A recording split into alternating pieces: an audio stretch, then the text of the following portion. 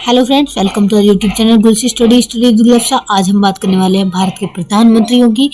1947 से 2020 तक के सारे प्रधानमंत्री जितने आज तक हुए हैं देश आज़ाद होने के बाद से लेकर अब तक, सबके बारे में आपको पूरी जानकारी मिलने वाली है। चैनल को कर लीजिए सब्सक्राइब, नोटिफिकेशन बेल को ऑन कर लीजिए ताकि वीडियो का नोटिफिकेशन आपको डेली मिलता रहे। चैनल पर पहली बार आए हैं तो आप चैनल को सब्सक्राइब कर लीजिए, नोटिफिकेशन बेल पर क्लिक करके ऑल पर क्लिक कर लीजिए ताकि आपको सारी वीडियोस का नोटिफिकेशन मिले। और आप डिस्क्रिप्शन में जाके हमारी और प्लेलिस्ट जो चल रही है और सीरीज जो चल रही है उन्हें भी देख सकते हैं।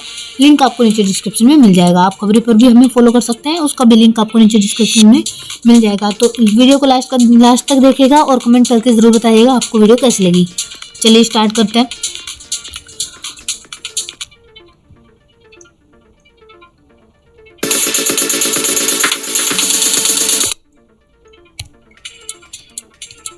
भारत का सबसे बड़ा लोकतंत्र में गणराज्य है भारत की आज़ादी।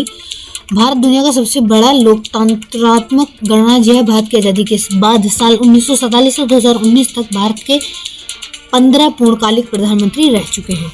पहले प्रजा अपनी इच्छा अनुसार अपने राजा नहीं चुन सकती थी। पहले परिवारवाद के अनुसार राजा चुना जाता था, जैसे कि अगर किसी के पिता शासन चला रहे हैं तो उसके मरने के बाद उसके पुत्र को उत्तराधिकारी मान लिया जाता था। तो इस तरह से चल रहा था। लेकिन आज़ादी के बाद अलग अलग हिस्सों में बटे भारत देश को एकजुट करने के लिए और देश में एक ही सत्ता के लिए प्रधानमंत्री का चयन करने का फैसला किया गया। भारतीय संविधान में प्रधानमंत्री को देश एवं सरकार का महत्वपूर्ण व्यक्ति बताया गया है। तो इस तरह से जो प्रधानमंत्री की जो प्रथा थी वो आगे चली और वहीं जनता को एक मौका मिला अपने प्रधानमंत्री खुद चुनने का। प्रधानमंत्री जो होता है उसके कुछ खास अधिकार होते हैं, उसके पास कुछ खास शक्तियाँ होती हैं, जो राष्ट्रपति का मुख्य सलाहकार होता है। तो इस तरह से भारतीय संविधान में प्रधानमंत्री के पास सभी वास्तविक शक्तियाँ होती हैं। प्रधानमंत्री संसद में कैबिनेट मंत्रिमंडल के मुखिया होते हैं, जिनके पास कैबिनेट मंत्रिमंडल की समिति में कोई भी बदलाव करने का पूरा अधिकार होता है। प्रधानमंत्री चाहे तो अपने कैबिनेट में चाहे किसी को भी मंत्री बना सकता है और किसी को भी उसके पद से निष्कासित कर सकता है, जबकि राष्ट्रपति सिर्फ नाम मात्र का शासक होता है। प्रधानमंत्री सरकार का प्रमुख भी होता है, जिसके ऑर्डर पर राष्ट्र चलता है। प्रधानमंत्री को राष्ट्रपति के द्वारा ही उसके पद और गोपनीयता की शपथ दिलवाई जाती है। तो चलिए हम स्टार्ट करते हैं। जब हमारा देश आज़ाद हुआ 1947 में, हमारा भारत देश जब आज़ाद हुआ तो पहली बार भारतीय राष्ट्रीय कांग्रेस के नेता पंडित जवाहरलाल नेहरू को भारत का पहला प्रधानमंत्री बनाया गया। वो कांग्रेस पार्टी से थे। उनका कार्यकाल रहा 15 अगस्त 1947 से 27 मई 1964 तक। 16 साल 286 दिन तक वो हमारे देश के प्रधानमंत्री रहे लगातार। उसके बाद उनका जन्म जो था वो 14 नवंबर 1889 को हुआ था इलाहाबाद उत्तर प्रदेश में। मृत्यु उनकी हो गई 27 मई 1964 को नई दिल्ली में। उनके माता थे स्वरूपानी नेहरू और मोतीलाल नेहरू। पत्नी कमला नेहरू थी और उनकी बेटी जो थी वो इंदिरा गांधी थी, जो आगे चलकर प्रधानमंत्री भी बनी और देश की पहली महिला प्रधानमंत्री बनी। और जो जवाहरलाल नेहरू थे वो उन्होंने काफ़ी खासा योगदान दिया हमारे देश को एक नया रूप देने में। उसके बाद जो हमारे दूसरे प्रधानमंत्री आए वो थे श्री गुलजारी लाल नंदा, भारत के पहले अंतरिम प्रधानमंत्री और दूसरे और चौथे कार्यवाही प्रधानमंत्री भी। तो ये इनको जो है 2 बार प्रधानमंत्री पद का मौका जरूर मिला, लेकिन दोनों ही बार एक छोटे से कार्यकाल के रूप में मिला। इनकी राजनीतिक पार्टी थी भारतीय राष्ट्रीय कांग्रेस। प्रधानमंत्री के रूप में पहला कार्यकाल इनका था 27 मई 1964 से 9 जून 1964 तक, 13 दिन का। उसके बाद दूसरा कार्यकाल इनको मिला 11 जनवरी 1966 से 24 जनवरी 1966 तक, फिर से 13 दिन का। तो इस तरह से इनको जो है ये मिला था। गुलजारी लाल नंदा के भारत के एक महान राजनेता होने के साथ साथ एक अच्छे शिक्षाविद और बेहतरीन अर्थशास्त्री भी थे। तो इनका जो था 4 जुलाई 1898 में सियालकोट पंजाब में इनका जन्म हुआ था, जो अब पाकिस्तान में है। और इनके माता पिता ईश्वर देवी नंदा, बुलाकू राम नंदा, पत्नी लक्ष्मी देवी, और मृत्यु इनकी हो गई 15 जनवरी 1998 को। लेकिन इनका जो ये था, इनका प्रधानमंत्री पद था, इनका 13 दिन का ही रहा दोनों बार, क्योंकि पहली बार तो इनको पद मिला था 1962 में जब चीन से युद्ध खत्म हुआ और दूसरी बार 1966 में लाल बहादुर शास्त्री की मौत के बाद उन्हें पीएम का पद संभाला और उस दौरान साल 1965 में पाकिस्तान से युद्ध खत्म हुआ था।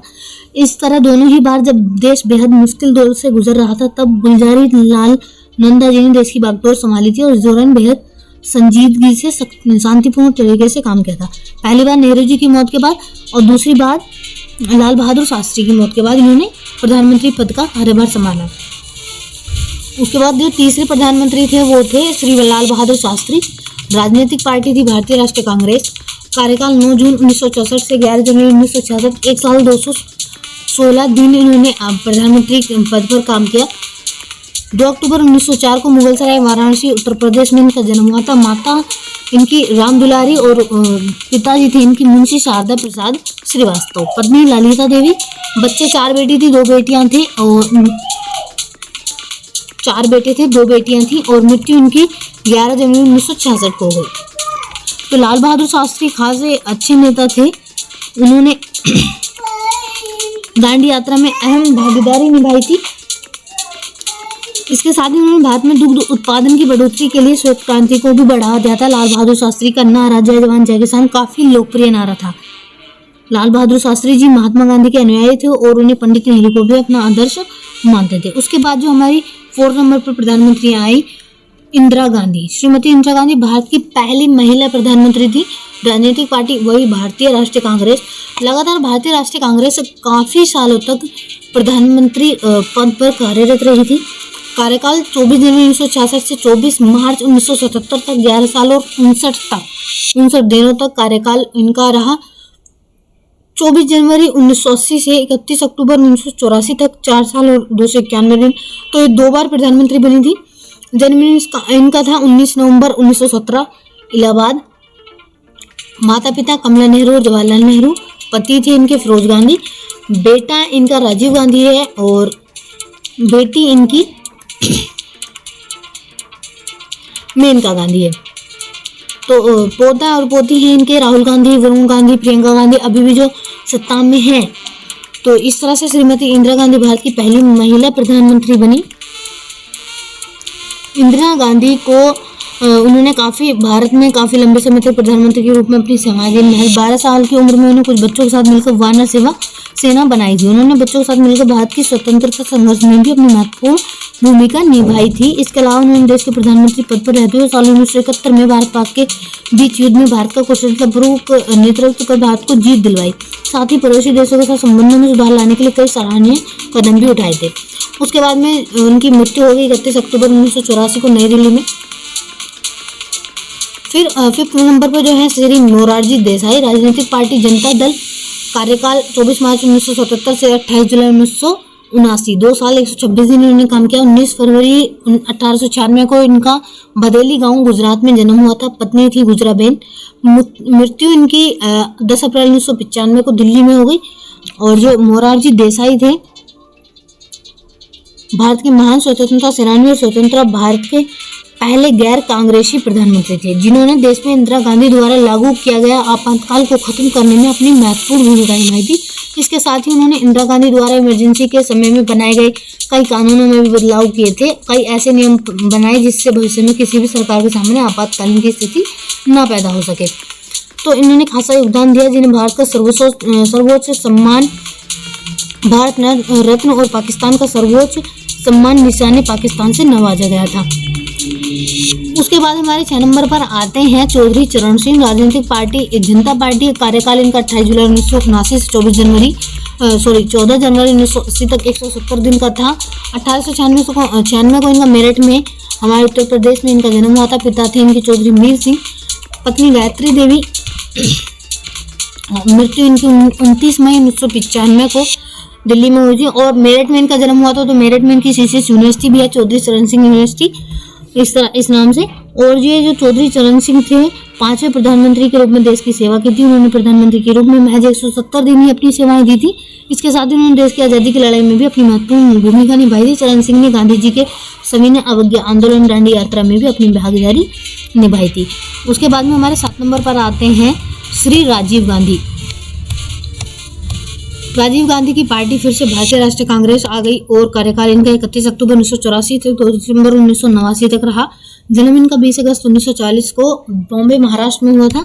माता पिता इंदिरा गांधी और फिरोज गांधी, भाई संजय गांधी और नाना नानी जवाहरलाल नेहरू, कमला नेहरू, पत्नी सोनिया गांधी, इनकी जो अभी भी सत्ता में है कांग्रेस की जो अध्यक्ष हैं, बच्चे प्रियंका गांधी, राहुल गांधी, इनके अभी भी हैं। तो ये जो हमारे राजीव गांधी थे, इनकी खासी सफलता के वो रहे थे। उन्होंने नव प्रधानमंत्री के रूप में देश में अपनी सेवाएं दी थी। उन्होंने आधुनिक और तकनीकी भारत के निर्माण में अपना महत्वपूर्ण योगदान दिया था। राजीव गांधी ने भारत में कंप्यूटर को लाने में काफी सक्रियता दिखाई थी एवं संचार क्रांति को बढ़ावा दिया था। इसके अलावा उन्होंने भारतीय प्रशासन का आधुनिकीकरण करने के लिए काफी प्रयास किए थे। अमेरिका के साथ द्विपक्षीय संबंधों में भी सुधार किया था। राजीव गांधी ने देश में शिक्षा का जमकर प्रचार प्रसार किया एवं कश्मीर और पंजाब में हो रही आतंकी लड़ाई को नियंत्रित करने में भी अपनी महत्वपूर्ण भूमिका अदा की थी। इसके साथ ही उन्होंने देश के हित के लिए कई अहम फैसले लिए थे और साथ देश में युवाओं के विकास पर खासा जोर दिया था। उसके बाद हमारे 8 नंबर पर आते हैं श्री वीपी सिंह विश्वनाथ प्रताप सिंह। विश्वनाथ प्रताप सिंह राजनीतिक पार्टी उनकी जनता दल थी और कार्यकाल 2 दिसंबर 1989 से 10 नवंबर 1990 343 दिन तक इन्होंने काम किया। जन्म इनका 25 जून 1931 इलाहाबाद उत्तर प्रदेश में हुआ। पिता थे राज बहादुर राय गोपाल सिंह और पत्नी सीता कुमारी। मृत्यु इनकी 27 नवंबर 2008 को हो गई। वीपी सिंह भारत के एक ईमानदार, निष्ठावान और परिश्रमी प्रधानमंत्री थे और इन्होंने अपनी सेवाएं दी। उन्होंने देश में गरीबों की स्थिति में सुधार लाने के लिए कई काम किए थे और दलित में निचली जाति के उत्थान के लिए कई कदम उठाए थे। वीपी सिंह एक ऐसे राजनेता थे जिन्होंने दलित और निचली जातियों को भारतीय राजनीति में आने का अवसर प्रदान किया था। उसके बाद 9 नंबर पर आते हैं हमारे श्री चंद्रशेखर। राजनीतिक पार्टी समाजवादी जनता पार्टी, कार्यकाल 10 नवंबर 1990 से 21 जून 1991 223 दिन का था। जन्म 1 जुलाई 1927 को हुआ था इब्राहिम पट्टी यूपी में और मृत्यु इनकी 8 जुलाई 2007 दिल्ली में हो गई थी। ये जो थे चंद्रशेखर ने अपनी पहचान एक मजबूत प्रधानमंत्री के रूप में बनाई है। बेहद कम समय में उन्होंने मुश्किल दौर से गुजर रहे देश की बागडोर संभाली और सही फैसले लेकर देश के विकास को गति प्रदान की। श्री चंद्रशेखर जी के बारे में अधिक जानकारी ये है कि जिन्होंने अपने भाषणों से समाज में फैली सामाजिक असमानता, जातिगत भेदभाव के खिलाफ आवाज उठाई थी एवं ग्रामीण क्षेत्रों से जुड़ी समस्याओं को उठाया था। तो इन्होंने पिछड़ी जाति से जुड़े लोगों के लिए कई सराहनीय कदम भी उठाए थे। उसके बाद में हमारे 10 नंबर पर आते हैं श्री पीवी नरसिम्हा राव। ये भारतीय राष्ट्रीय कांग्रेस से थे। कार्यकाल इनका 21 जून 1991 से 16 मई 1996 4 साल 330 दिन तक था। जन्म इनका 28 जून 1921 करीमनगर गांव में हैदराबाद में हुआ था। माता पिता रुक्मणी अम्मा पीरंगा राव, पत्नी सत्याम्मा राव और मृत्यु इनकी 23 दिसंबर 2004 दिल्ली में हो गई थी। पीवी नरसिम्हा राव भारत के महान स्वतंत्रता सेनानी, प्रख्यात वकील और जाने माने राजनीतिज्ञ थे जिन्होंने प्रधानमंत्री के रूप में देश में कई सकारात्मक बदलाव किए थे। पीवी नरसिम्हा राव की छवि एक आदर्श और मजबूत राजनेता के रूप में थी। उन्होंने पीएम के अपने कार्यकाल के दौरान भारत में कई आर्थिक परिवर्तन किए थे, इसलिए उन्हें भारतीय आर्थिक सुधारों के जनक के रूप में भी जाना जाता है। उसके बाद में हमारे आते हैं 11 नंबर पर श्री अटल बिहारी वाजपेयी। सभी उनको जानते हैं, बच्चा अटल बिहारी वाजपेयी को जानता है। राजनीतिक party Bharatiya Janata party BJP से होते। प्रथम कार्यकाल 16 मई 1996 से 1 जून 1996 तक सिर्फ 16 दिन की सरकार इनकी रही पहले कार्यकाल में। दूसरे कार्यकाल में 19 मार्च 1998 से 22 मई 2004 तक 6 साल 64 दिन रही। उसके बाद इनका जन्म जो हुआ था 25 दिसंबर 1924 ग्वालियर मध्य प्रदेश में हुआ था। माता पिता कृष्णा देवी कृष्ण बिहारी वाजपेयी और 16 अगस्त 2018 को इनकी मृत्यु हो गई। ये जो थे बेहद ही एक दौर था जब वाजपेयी जी बोला करते थे और देश के पहले प्रधानमंत्री पंडित जवाहरलाल नेहरू उन्हें मुग्ध होकर सुना करते थे। आमतौर पर लोग जितनी उम्र खपा देते हैं खुद को राजनीति स्थापित करने में, अटल बिहारी वाजपेयी ने उतने साल राजनीति की है। उन्होंने 50 सालों की संसदीय राजनीति में बीजेपी पार्टी का गठन किया और इस पार्टी को 2 से 200 तक के आंकड़े तक पहुंचाया। वाजपेयी जी एक ऐसे इकलौते राजनेता थे जो 4 अलग अलग प्रदेश से सांसद चुने गए थे और उन्होंने वाजपेयी जी की सरकार के समय राजस्थान के पोखरण में 5 भूमिगत न्यूक्लियर परीक्षण कर भारत को एक परमाणु शक्ति संपन्न देश बनाने में अपनी महत्वपूर्ण भूमिका निभाई थी। और अभी हाल ही में उनके नाम की एक टनल जो अटल टनल के नाम से भारत में बनाई गई है। उसके बाद में इनको जो है 2014 में भारत रत्न से नवाजा गया। 1992 में इन्हें पद्म भूषण से भी सम्मानित किया गया था। 12 नंबर पर आता है हमारे श्री HD देवगौड़ा, हरदन हल्ली दो देवगौड़ा देवगौड़ा। राजनीतिक पार्टी इनकी जनता दल और सेक्युलर। कार्यकाल इनका 1 जून 1996 से 21 अप्रैल 1997 तक रहा, 324 दिनों की सरकार। जन्म इनका 18 मई 1933 और माता पिता देवम्मा और दोदे गौड़ा, पत्नी चेतम्मा देवगौड़ा। और ये जो थे एक ऐसे नेता थे जिन्हें साथ ही कर्नाटक राज्य के मुख्यमंत्री के रूप में भी अपनी सेवाएं दी थी। पहले ये मुख्यमंत्री थे, देश का प्रधानमंत्री के रूप में कुशल नेतृत्व किया है और इसके साथ ही किसानों को उनको हक दिलवाने के लिए कई आंदोलन भी चलाए थे। उसके बाद में नेक्स्ट है हमारे श्री इंद्र कुमार गुजराल। राजनीतिक पार्टी जनता दल। कार्यकाल 21 अप्रैल 1997 से लेकर 19 मार्च 1998 332 दिन की सरकार इनकी रही। जन्म 4 दिसंबर 1919 झेलम पंजाब में हुआ था, जो अभी पाकिस्तान में है। माता पिता पुष्पा गुजराल, अवतार नारायण, पत्नी शीला गुजराल और 30 नवंबर 2012 को इनकी मृत्यु हो गई। इंद्र कुमार गुजराल भारत के एक ऐसे सशक्त राजनेता थे जिन्होंने अपनी सफल और कुशल रणनीतियों से प्रधानमंत्री के रूप में देश की बागडोर संभाली थी। राज्यसभा से चुने गए, वो भारत के तीसरे प्रधानमंत्री थे जो राज्यसभा से चुने गए थे। इंद्र कुमार गुजराल ने भारत की आज़ादी की लड़ाई में भी अपनी महत्वपूर्ण भागीदारी निभाई थी। उसके बाद हमारे जो 14 नंबर पर प्रधानमंत्री थे वो थे डॉक्टर मनमोहन सिंह। राजनीतिक पार्टी भारतीय राष्ट्रीय कांग्रेस और कार्यकाल इनका 22 मई 2004 से 16 मई 2014 तक था। और जन्म इनका हुआ था 26 सितंबर 1932 से गांव पाकिस्तान। माता पिता अमृत कौर गुरुमुख सिंह। विवाह इनका गुरशरण कौर से हुआ था और इनका जो था काफ़ी लंबा कार्यकाल इनका रहा था, 2004 से लेकर 2014 तक। इन्होंने 10 साल तक देश की बागडोर संभाली। वे देश के पहले सरदार प्रधानमंत्री थे। उन्होंने अपने कार्यकाल में देश की आर्थिक व्यवस्था को मजबूत किया। वो बहुत अच्छे जो थे अर्थशास्त्री भी थे, बहुत अच्छे अर्थशास्त्री थे जिन्होंने आर्थिक व्यवस्था को देश की सुधारा, इसलिए उन्हें भारत का वित्तीय वास्तुकार भी माना जाता है। मनमोहन सिंह जी ने आतंकवाद के खिलाफ कड़े कानून बनाए एवं शिक्षा के क्षेत्र में जमकर विकास किया। अपने राज्य में कई शिक्षण संस्थान खोले। आर्थिक और वित्तीय मामलों में अच्छी समझ के लिए मनमोहन जी काफ़ी प्रसिद्ध हैं।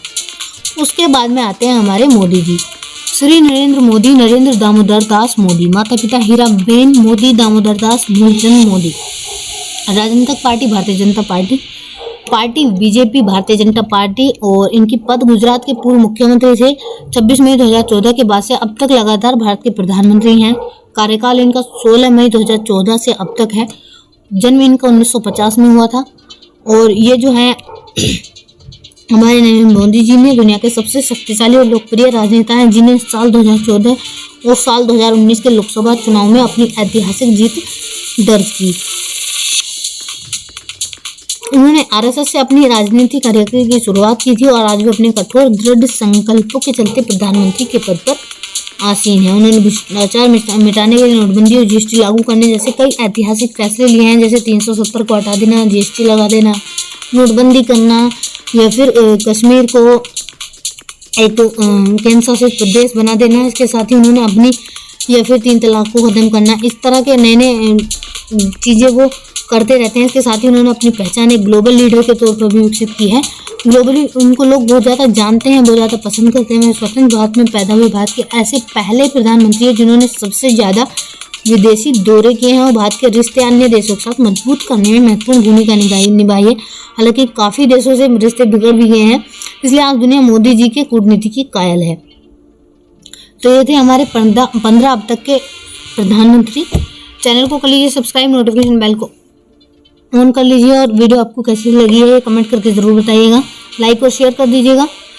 और आप हमारी और भी जो सीरीज चल रही हैं, जैसे कंप्यूटर फंडामेंटल्स की है, जीके एंड करंट अफेयर्स की है, बेसिक्स ऑफ मैथ्स की, उन्हें फॉलो कर सकते हैं, उन्हें देख सकते हैं। लिंक आपको नीचे डिस्क्रिप्शन में मिल जाएगा।